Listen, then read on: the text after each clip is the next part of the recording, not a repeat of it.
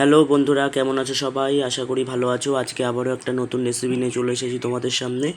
তো আজকে আমরা তৈরি করতে চলেছি পটেটো ললিপপ। তো খুবই সুন্দর একটা রেসিপি।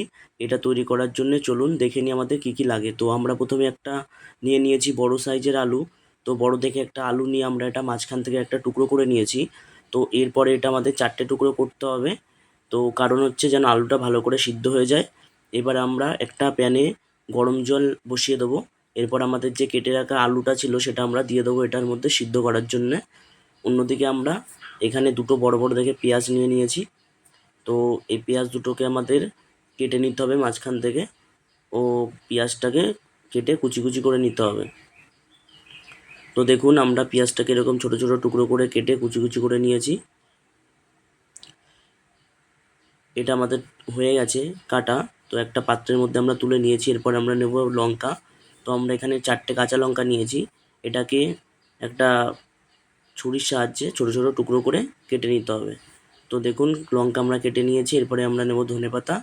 তো ধনেপাতাগুলোকেও আমরা এরকম ছোট ছোট টুকরো করে কেটে নেব। তো দেখুন এরপরে আমরা নিয়েছি আদা আর রসুনের পেস্ট। তো আদা রসুনের পেস্টটা আমরা করে নিয়েছি। এরপরে আমরা নিয়ে নেব আলু। যে আমাদের সিদ্ধ করা আলুগুলো ছিল সেটা আমাদের সিদ্ধ হয়ে গেছে। তো এটা একটা বাটির মধ্যে আমরা নিয়ে নেব ও আলু সিদ্ধটাকে ভালো করে এরকম মাখিয়ে নেব।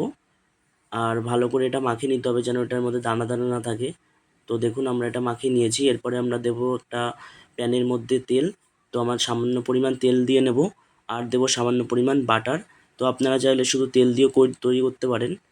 তো আমরা এখানে একটু বাটার দিয়ে নিয়েছি। এরপর আমরা কুচিয়ে রাখা পেঁয়াজগুলো সব দিয়ে দেবো, দিয়ে হালকা নাড়াচাড়া করে নিতে হবে। পেঁয়াজগুলো হালকা নাড়াচাড়া করে নিয়ে আমরা দিয়ে দেবো আমাদের কাঁচা লঙ্কা কুচি। কাঁচা লঙ্কা কুচি দিয়ে আমরা এটা ভালো করে নাড়াচাড়া করে নেব। এটা হালকা নাড়াচাড়া হয়ে গেলে আমরা দেবো এখানে আদা পেস্ট, রসুন পেস্ট। এটা দেওয়ার পরে আমরা আবার একটু ভালো করে নাড়াচাড়া করে নেব। এরপরে আমাদের নাড়াচাড়া করে নিয়ে আমাদের যে মাখিয়ে রাখা আলুটা ছিল সেটা আমরা দিয়ে দেবো। তো আমাদের মাখিয়ে রাখা আলু সবটাই দিয়ে দিয়েছি। দিয়ে আমরা এটা ভালো করে নাড়াচাড়া করে নেব আর ভালো করে মিশিয়ে নেব। আর অবশ্যই কিন্তু গ্যাসের ফ্লেমটা আস্তে দিয়ে নিতে হবে, নাহলে কিন্তু নিচে লেগে যেতে পারে। তো দেখুন এরপরে আমরা দিয়ে দেবো সামান্য গোলমরিচ গুঁড়ো, সামান্য জিরের গুঁড়ো, সামান্য লঙ্কার গুঁড়ো, সামান্য ধনে গুঁড়ো, আর দেবো আমরা সামান্য পরিমাণ চাট মশলা, আর দেবো স্বাদ মতন লবণ, সামান্য হলুদ গুঁড়ো, আর দেবো আমাদের কুচিয়ে রাখা যে ধনেপাতাটা ছিল ওটা আমরা পুরোটাই দিয়ে দেবো। দিয়ে এটা আমাদের ভালো করে মিশিয়ে নিতে হবে। তো দেখুন এটা আমরা ভালো করে ধনেপাতার সাথে আলুটা সব মিশিয়ে নিয়েছি। তো এরপরে আমরা দেব সুজি। তো আমরা এখানে 2 চামচ সুজি ব্যবহার করেছি। তো সুজিটা দেওয়া হয়ে গেলে আমরা এটা আবারও ভালো করে মিশিয়ে নেব। ভালো করে মেশানোর পরে যখন আলু থেকে তেল ছাড়া শুরু করবে তখন আমরা দিয়ে দেব সামান্য পরিমাণ টমেটো কেচাপ। তো এটা দেওয়ার কারণ হচ্ছে এটা টেস্টটা বাড়িয়ে তুলবে আর খেতেও টেস্ট হবে।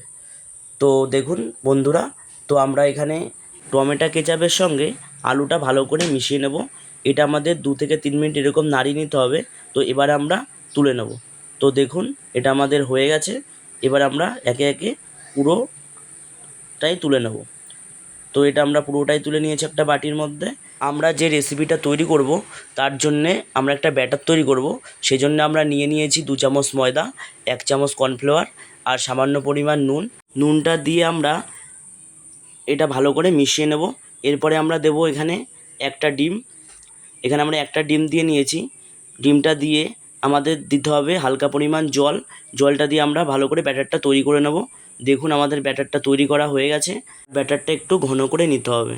তো দেখুন এখানে আমাদের আলু আমরা এখানে নিয়েছি। আলুটা একটু মাখিয়ে নিতে হবে। মাখিয়ে এরকম গোল করে একটা শেপ দিয়ে নিতে হবে।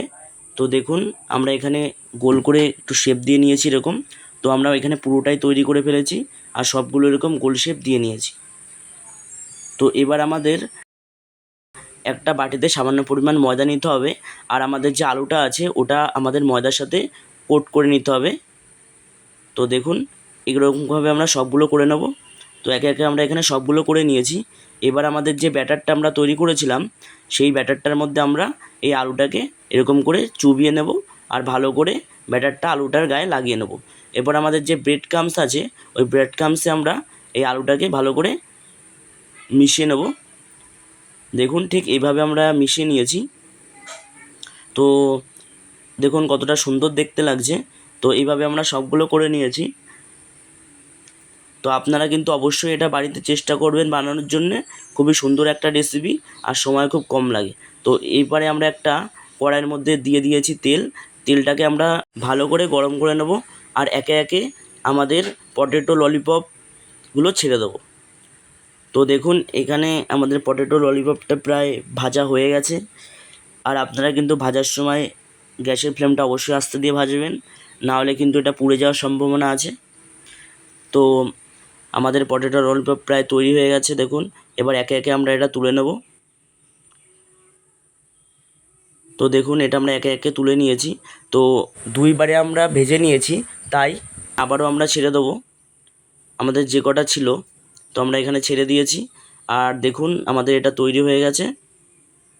আর কতটা সুন্দর লাগছে দেখতে আপনারাই বলুন। তো দেখুন আমাদের তৈরি হয়ে গেছে পটেটো ললিপপ।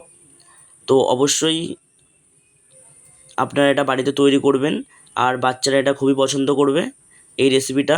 আর যদি আপনাদের এই রেসিপিটা ভালো লেগে থাকে তাহলে অবশ্যই কমেন্ট করে জানাবেন আর একটা লাইক করে দেবেন, শেয়ার করে দেবেন।